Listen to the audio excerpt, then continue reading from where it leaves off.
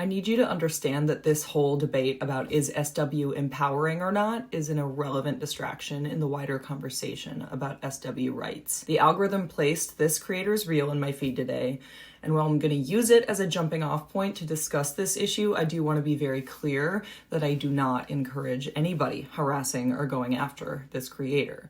What I do want to do is take a minute to unpack her viewpoint, and in the process, hopefully I might inspire her and others to think more critically about their stance on this issue. First of all, the creator who posted this video clearly means well. In her caption, she says, "I genuinely love some of my friends who are on that website." And I'm going to choose to believe that she's saying that in good faith. But she also says, "Get your bag, but don't say it's liberating for women. It's the opposite. And it's not feminist. If anything, saying it is just a step backwards for women." I'm sure that by that website, she means OF. She does not mention any other form of SW. It's not clear whether she's even aware that SW encompasses a much wider range of experiences than posting on OF and getting your bag. And you know what? I actually don't disagree that some OF creators behave in ways that are regressive for the feminist movement and that primarily serve the interests of conservative men who want to return to traditional gender roles, either because that's the type of fans that are buying their content or because rage baiting is just a very effective marketing tactic. I think there might be an argument actually that this creator's reel is in itself a little bit of a rage bait marketing tactic, but I digress. There's so much content of OF models doing crazy stunts all over Instagram and TikTok, and there are so many OF reply bots spamming on Twitter that I can't really blame people who are experiencing what I've started to call OF fatigue.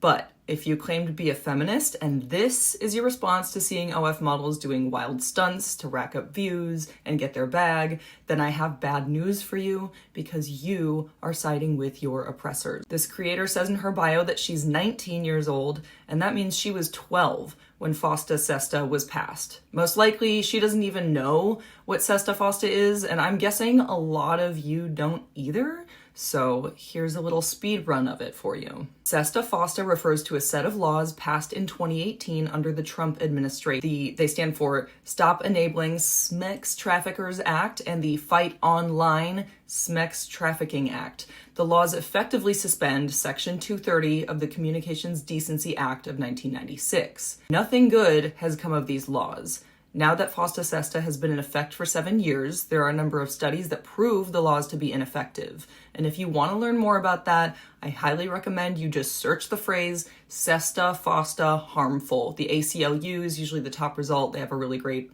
article that they've done about it. But another really insidious thing about these laws is the way they've normalized censorship online. Sesta-fosta is the reason we can't even say words like OF and SMEX and corn on most social media sites without risking an account ban. They're the reason the content that SMEX educators create is suppressed just as much as the content that SWs create. Under Sesta-fosta, websites that host user-generated content can be held criminally liable for enabling SMEX trafficking. And what the law defines as enabling SMEX trafficking is really vague on purpose. So platforms would rather censor all discussion of topics related to SMEX and SMEXuality than risk punishment and fines. It's just easier for them to do that than to moderate their platforms properly. Let me take you back in time for a minute. I'm currently 36, and when I started in the corn industry in 2012, it was literally a different world. Platforms like OF didn't even exist yet. Back then, the only way to make a living in the industry was by shooting for studios. I would go to set, be there for anywhere between 4 to 12 hours, film my scene, and then I'd get my check and I'd go home. Unlike in Hollywood, residuals do not exist in the corn industry. It's never been the case. It's still not the case today.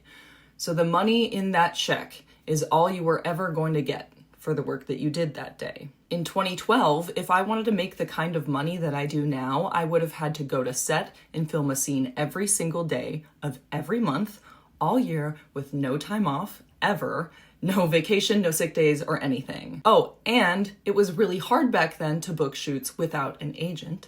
And lots of agents locked their models into predatory contracts. So you'd also be giving 10, 15, or even 20% of all your earnings to a man, usually, who was literally just there answering the phone. As a model, you also rarely got to pick the scenarios of the scenes you were cast in or the way you were marketed by the studio after the scene was released. You had very, very little control over the conditions and the overall direction of your career. So, if you can for a second imagine, from my perspective, experiencing the shift from that being the reality of my job back in 2012 to now, having complete and total control over my career, the content I create, the people I collaborate with, and how much money I make. Given all of that, I hope you can understand why, to me, it does seem a little insane to hear a self-professed feminist claim that what I do now is the opposite of liberating or empowering. Unless, of course, that person just doesn't believe in the validity of SW at all. But the OP doesn't think that, right? I mean, she said in her caption that she has no problem with her OF model friends getting their bag. Ultimately, the issue this creator and many others have is not with SW, it's with capitalism. And that is so often the case when people express negative opinions of SW. The job I do is functionally very similar to what this creator does. I make the content I want to make, I share it online, and I just hope enough other people like it to actually watch it. I personally would not feel more empowered or liberated if I was giving outdoor adventure tours instead of making spicy videos. We all need food to eat and a place to live, and there are a lot of jobs that need to be done in this big, beautiful world. But more and more lately, I feel like I'm watching so many smart young people walk into a very cleverly constructed trap.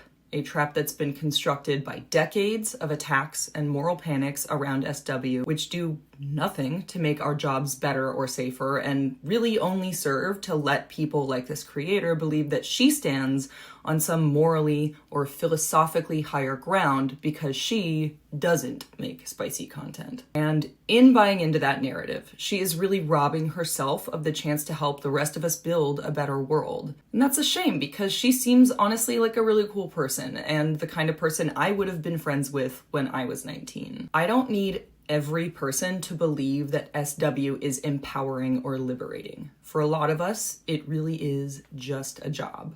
But regardless of where you stand on that, SWs still deserve rights. And by walking into a narrative trap that's literally been laid out for you by decades of anti-SW religious extremist conservatives, you are ultimately harming not just me and my community, but you are also harming yourself.